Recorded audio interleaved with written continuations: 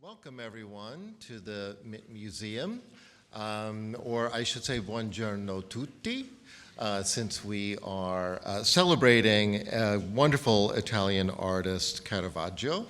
This is the public opening of the much anticipated exhibition Caravaggio Revolution, Baroque Masterpieces from the Roberto Longhi Foundation.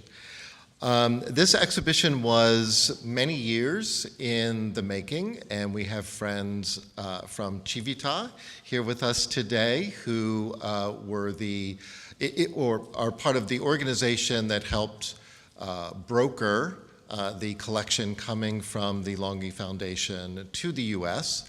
There are only two venues here, one in St. Petersburg, Florida, which has already ended, and then here in Charlotte. And once the exhibition concludes here at the end of October, all of the works go back to Italy. So this is the first time that this collection has been in the United States. So it is a privilege for Charlotte to be one of two cities to present the collection here. Before we get into sort of introductions and thank yous, I want to make you aware of read to you our land and labor acknowledgement statement, which is that the Mint Museum sits on colonized land traditionally home to the Catawba, Charal, Sugaree, Waxhaw, and all other indigenous peoples who resided, met, and traded here. Obviously, we have trade and Tryon up in the middle block of the city. The Mint also acknowledges the unpaid and hidden labor of enslaved peoples of African ancestry who helped build the Mint Museum at Randolph Road at various stages in the building's history. So I want you to, well, let me first ask, how many people have been up to see the exhibition already? Wow. Okay, so these early birds got the worm, I'll have to say. You guys got in, you're anxious and excited, which is great. So now you'll hear some context from our guest speaker that will add to what you've already seen, and hopefully you will take what you learn in this lecture and then turn around and go right back up and sort of apply it to what you see.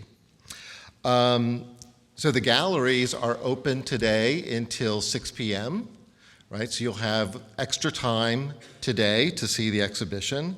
There's obviously a cash bar in the atrium because nothing makes art more digestible than a good glass of wine. And the museum store is also open, and there are many sort of Caravaggio-related items in the store. So I want to, and one last thing is if you find that you need to use the restroom or that you need to leave for some reason, you can go up the stairs and out the back doors up there. There are restrooms up there, and that can also take you out to the atrium so you don't have to sort of walk in front of everyone. So our guests today from Italy include the Honorable Nico Frandi, who is Consul General of Italy, who's here from Philadelphia, Dr. Valentina Cecchi, who is Honorary Consul of Italy to North Carolina. We also have our friends here from the Roberto Longhi Foundation, including the president of the foundation, as well as our speaker today, Cristina Acidini. And before I give you her bio and invite her up to speak, I don't know how many of you, and I expect that this will be probably a small number, how many of you have been to the Roberto Longhi Foundation outside of Florence? Yes, I know you. I know you all have. Yes. Okay, so what is so interesting about what's on view here is it is the story of two men. It is the story of Caravaggio, and it is the story of Roberto Longhi, and how Roberto Longhi has preserved for us at the Longhi Foundation all of his research. He's a famous art historian, and also the collection that he put together that is a reflection of that research surrounding Caravaggio and Caravaggio's followers, who we call the Caravaggisti. So it's a beautiful sort of encapsulation of a scholar's lifetime of looking at an artist that he actually sort of revived and brought back into the consciousness of 20th century museums, collectors, and art historians. So, Cristina Acidini is an Italian art historian and cultural administrator. She trained at the University of Florence. She held leading roles within Italy's Ministry of Culture, including head of the State Art Museum of Florence, including the Uffizi, Pitti Palace, and so on, and is director of the Opificio delle Pietre Dure, contributing significantly to the preservation of artistic heritage. She is a specialist in Renaissance art with studies on Michelangelo and Medici patronage. She is the author of numerous publications and curator of major exhibitions. Since 2021, she has served as president of the Longhi Foundation, promoting art historical research and supporting young scholars. So please welcome Professor Acidini.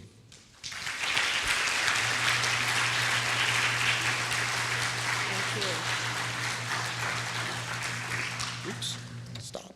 Is that a good height for you? Okay.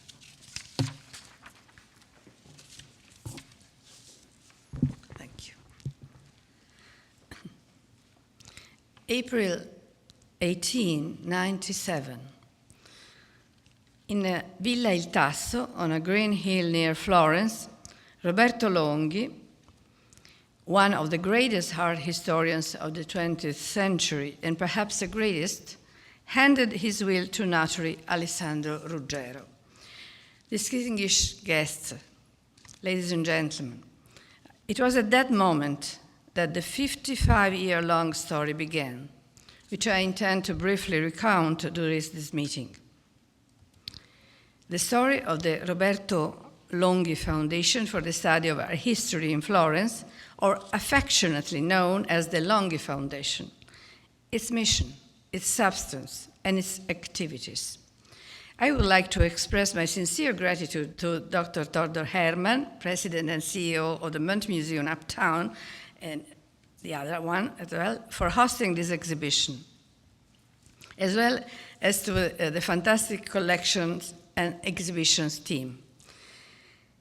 The exhibition Caravaggio Revolution, Baroque Masterpieces from the Roberto Longhi Foundation is exceptionally rich in Italian and European paintings from the 17th century, starting with the masterpiece, Boy Bitten by a Lizard, by Michelangelo Merisi, known as Caravaggio, which provides the exhibition with its guiding image. I'm also grateful for the opportunity to present an overview of the Longhi Foundation, established in 1971, according to Longhi's own wishes. Longhi's will, here it is, begins with these words, quote, "As my later years pass by even more rapidly, I feel obliged to ensure in the best possible way and for the benefit of younger generations the survival of my intellectual legacy." End quote. The aim for the benefit of younger generations clearly and succinctly expresses Longhi's desire to encourage the study of art history, a discipline that he felt was at risk of marginalization at the time, and which is even more so today, considering that high school curricula tend to reduce or even eliminate this subject, both in Italy and various European countries. The Foundation's mission can be summarized in these three purposes: to promote and further the study of art history by keeping alive the cultural heritage and methods of Roberto Longhi, to award scholarships and research grants in the field of art history and organize courses in the same field, and to protect the collections of artworks, books, photographs, and documents belonging to Villa Il Tasso. One of the Foundation's unique features is the awarding of scholarships to graduates in art history. During their months in Florence, these young people enjoy all the resources of the Foundation, as well as the invaluable opportunities to visit churches and museums and make use of specialized libraries in the city.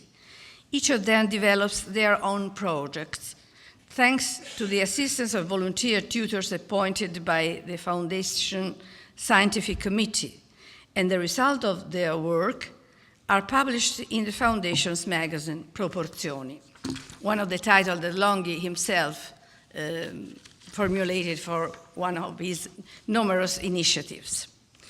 The material consistency of Longhi's legacy was already divided into three main areas at the time: the library, the photo library, and the art collection, all housed in Villa Il Tasso, where they still remain today. And so they will continue, quote, "I therefore believed it possible and appropriate to suggest that all these working tools remain together in the old Florentine house where I lived and worked for more than 30 years, and that they may soon be converted into a foundation for the study of art history," end quote. This is where the name Fondazione appears for the first time. The close relationship between the subject studied by Longhi, the tools of those studies, namely books, photographs, and the collection of paintings and art objects that he built up over the years, is summarized by him in his will. Quote once again, "The collection of painting is, in a certain sense, specialized in parallel with the library and the photo library. That is, it too reflects the preferential development of my research," end quote. But it is time to briefly introduce this multifaceted and charismatic figure who left a lasting legacy not only in art history essays, but also in many other cultural fields, from university teaching to contemporary art, magazines, cinema, and more. Roberto Longhi was born on December 20, 1890, in Alba, Piedmont, into a middle-class family. He attended university in Turin, where in December 1911, he discussed his thesis on Michelangelo Merisi da Caravaggio, a pioneer work that was the beginning of a passion that would accompany him throughout his life. At the time, incredibly enough, Caravaggio was considered a decadent and unconventional artist, and it was only a few years earlier that interest in his popular and dark paintings had begun to emerge. Throughout his long and productive life, Longhi would always follow original historiographical and critical paths, discovering little-known and underappreciated figures and trends in art. In Rome, after completing his studies in art history, he taught at a classical high school where he had his future wife as a student. Lucia Lopresti, known as the writer Anna Banti, a refined author of novels and short stories, as well as an acute film critic. She was responsible for the rediscovery of a great 17th century female painter, Artemisia Gentileschi, who led an adventurous life marked by troubled events, both personal and legal. Between 1920 and 1922, Roberto Longhi embarked on a grand tour of Europe with Vittoria and Alessandro Contini Bonaccosi, renowned collectors and antique dealers.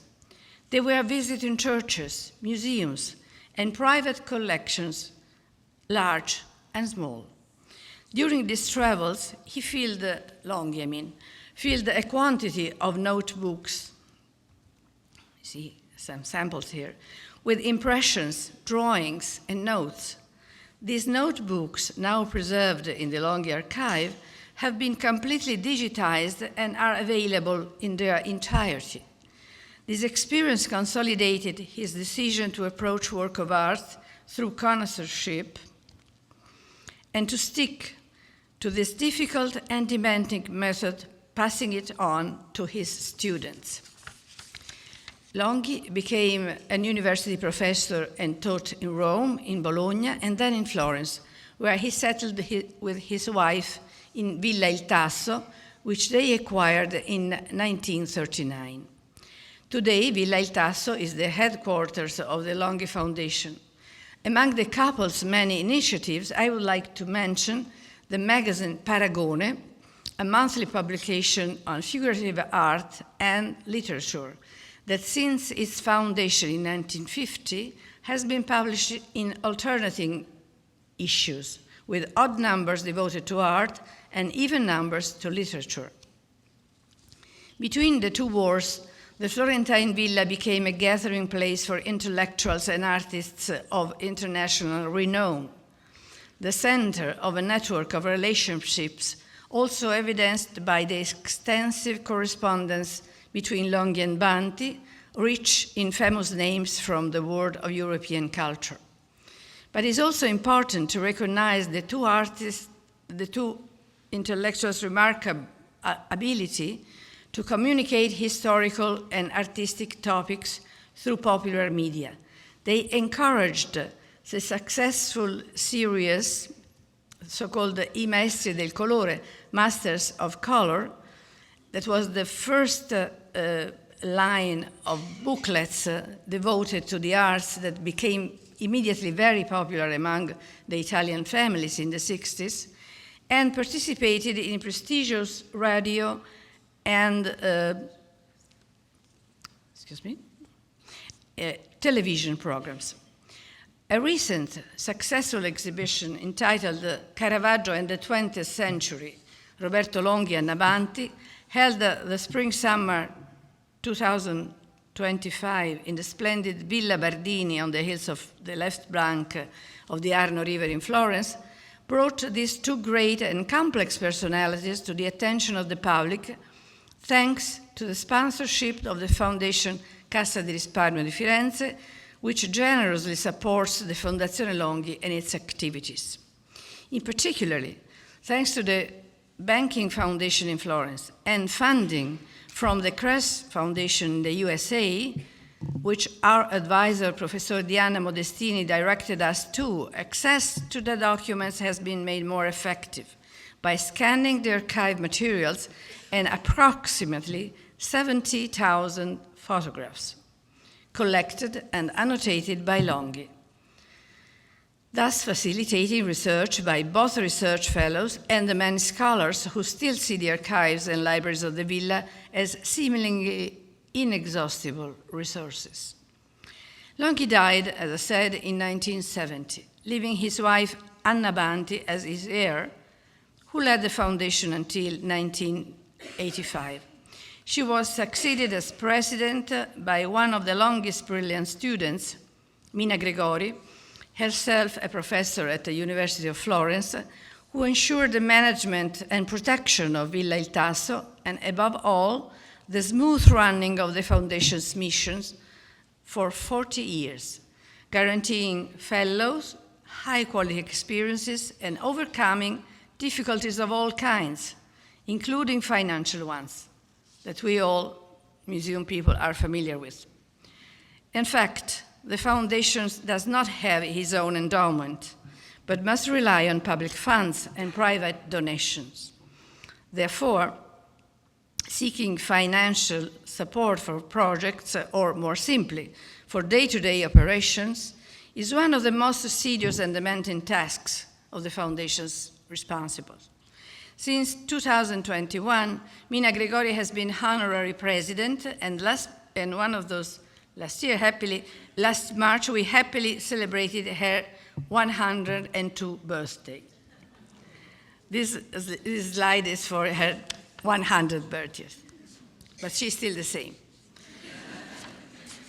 Together with the board of directors, she honored me with her trust by appointing me as her successor and president. I was a student of Mina's and a former Longhi research fellow, so this decision moved me deeply. And also Mina Gregori left a wonderful council we can rely on, including Professor Maria Cristina Bandera, who is with us and has been a leading figure in the planning of the exhibition, as well as of other venues and initiatives. As mentioned, Roberto Longhi's collection of over 200 paintings reflects his research and studies, as well as his knowledge of friendship with living artists. It includes 14th century paintings from northern Italy, from Lombardy to Emilia, the art of the late mannerism of northern Italy. Here's some example.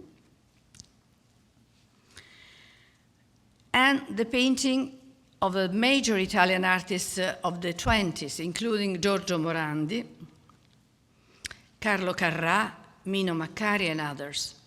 But of course, the most substantial and important part of the collection is the 17th century Italian and European painting, which he defined as, quote, that great naturalistic movement, end quote, starting with Caravaggio and continuing with Baroque painting. Longhi also identified the thematic and stylistic ideas of painters who lived before Caravaggio or his predecessors, who, especially in northern Italy, in Lombardy and in Po Valley areas, had turned their attention to humble, everyday subjects, expressing themselves in a communicative style. The dominance of the philosophy inspired by the ancient Greek philosopher Aristotle, which radiated from the University of Padua, contributed to making the Po Valley culture particularly receptive to natural things. This philosophy was opposed to the idealistic vision dominant in Florence, the center of Platonic and Neoplatonic movements. The exhibition here presents a carefully curated selection from Longhi's collections of the 17th and 18th century paintings. This collection, assembled over the course of his entire life, is extraordinary in terms of both quantity and quality. Its paintings reveal their extremely high status when, as often happens, they are borrowed to be part of thematic of monographic exhibitions, or when they are the protagonists of an exhibition such as this one, wonderfully installed, which focuses on Longhi's personality and passions.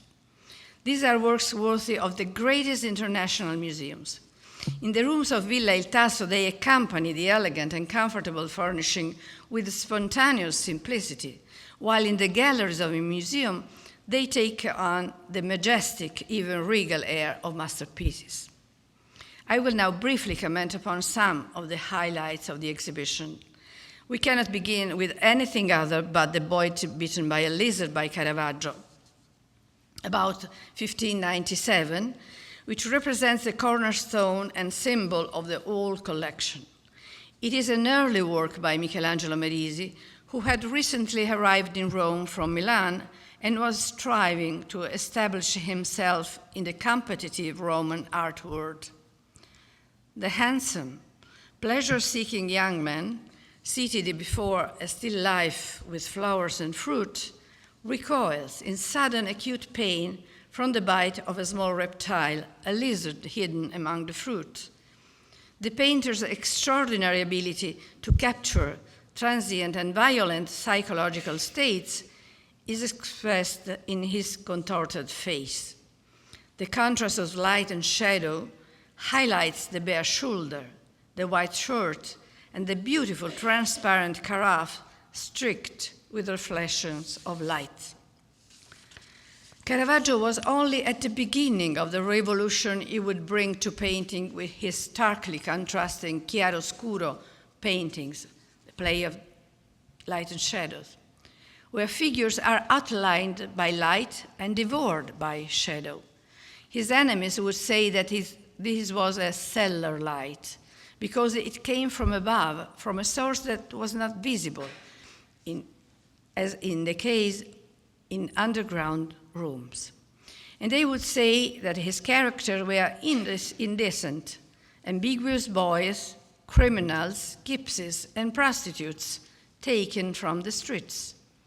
But the most important patrons in Rome, Naples, and Malta would compete for his paintings, and only the painter's aggressive and quarrelsome temperament would cause him repeated misfortunes, leading to his early death at the age of 38.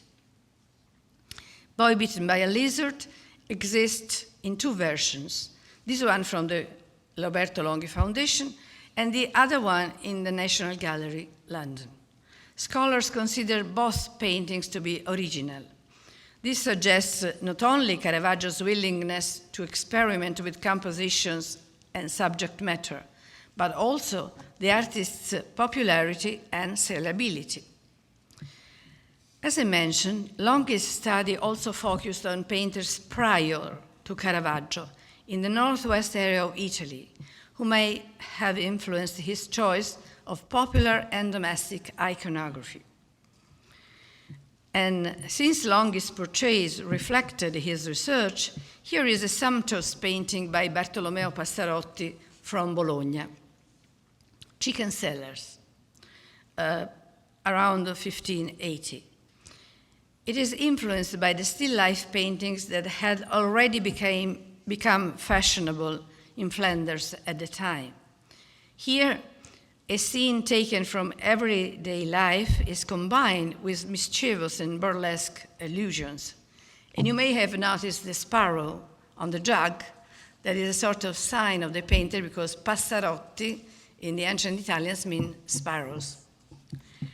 Longhi then devoted himself in his studies and acquisition to the painters of the 17th century, with special regard for those who had followed the Caravaggio or had been influenced by him, even occasionally.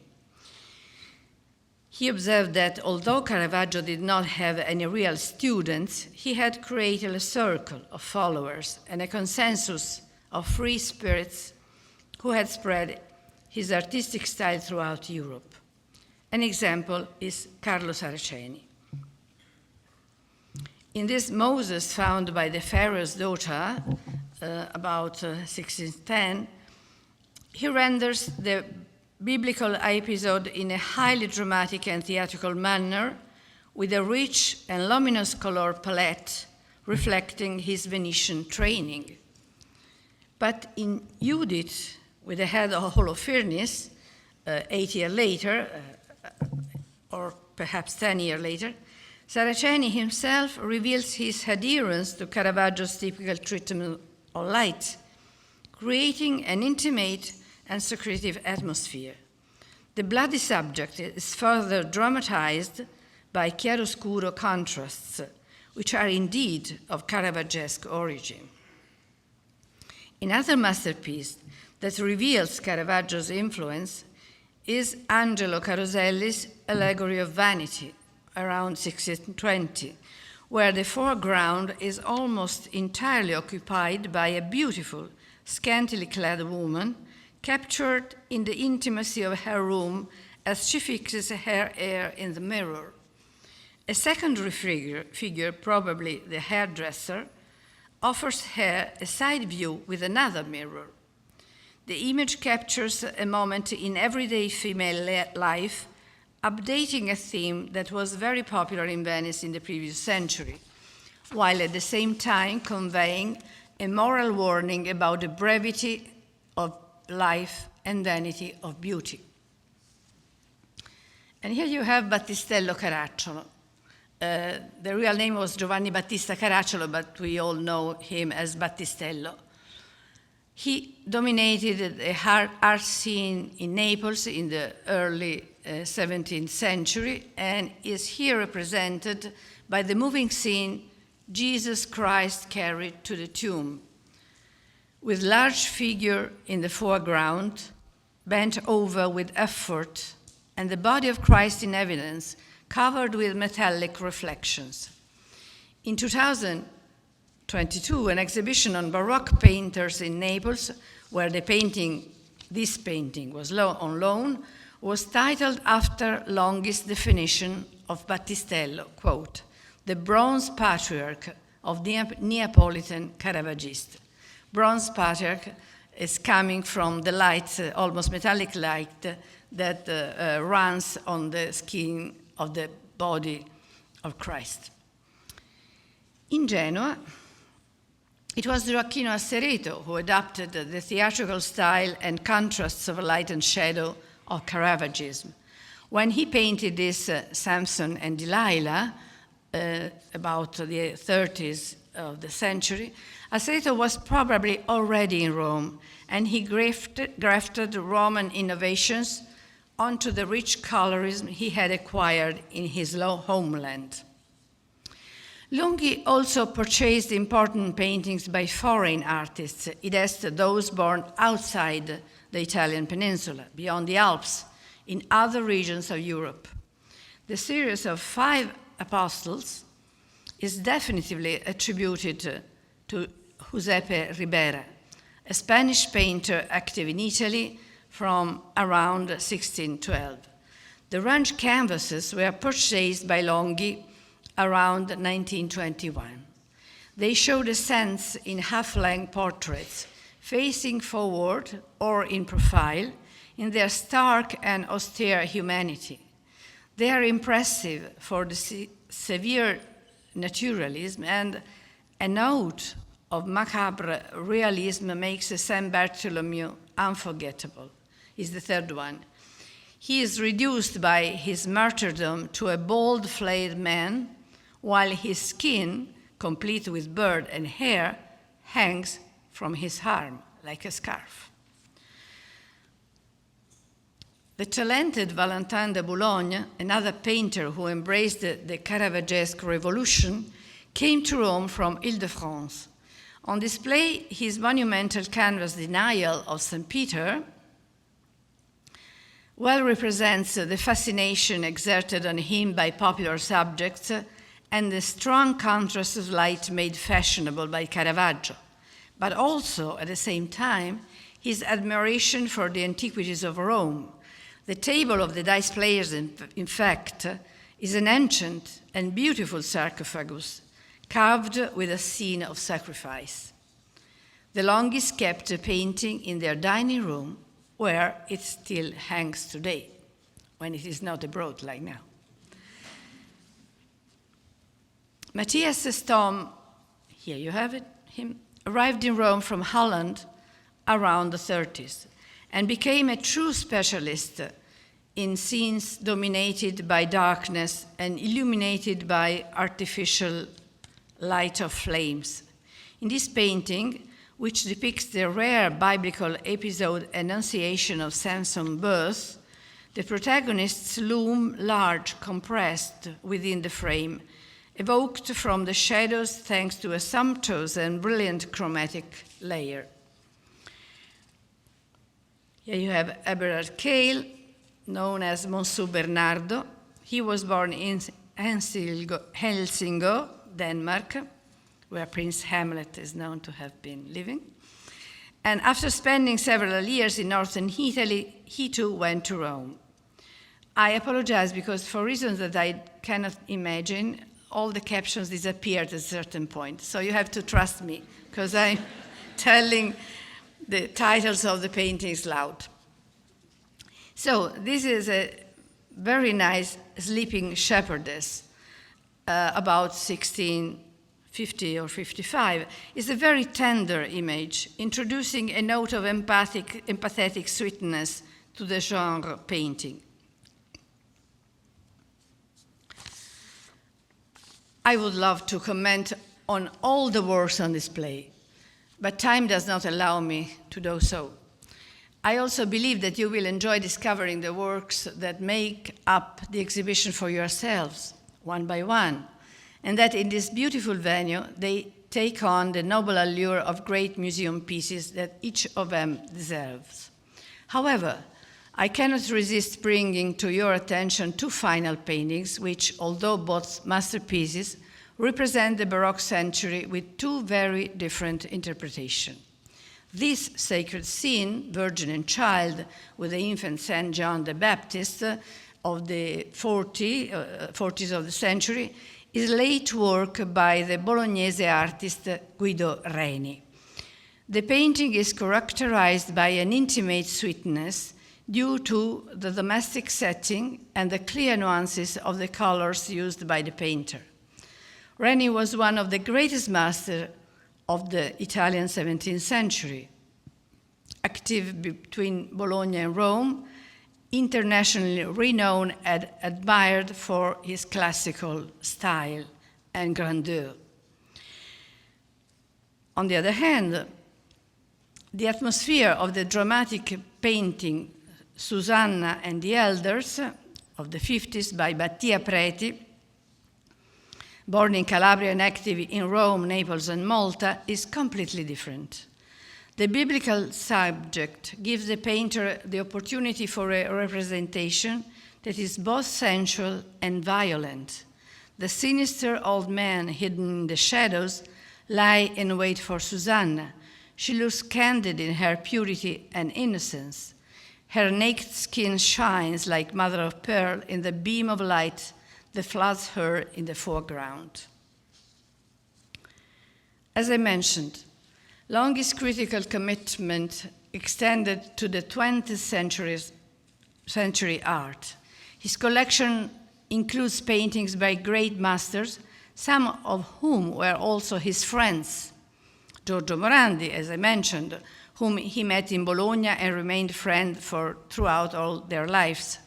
Carlo Carrà and Mino Maccari, with whom he shared long summer stays on the Tuscan coast between Ronchi and Poveromo on the edge of Versilia, and others. Here they gather in a famous cafe in Forte dei Marmi, now a very mundane place, but at the time was the Buen Retiro of many intellectuals.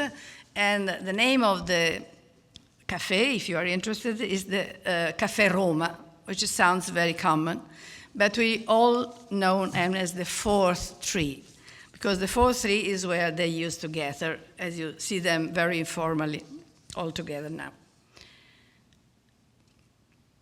All the cultural resources of the Longhi and Banti legacy preserved in Villa Il Tasso are available to scholars, but above all to scholarship holders, from 8 to 10 each year.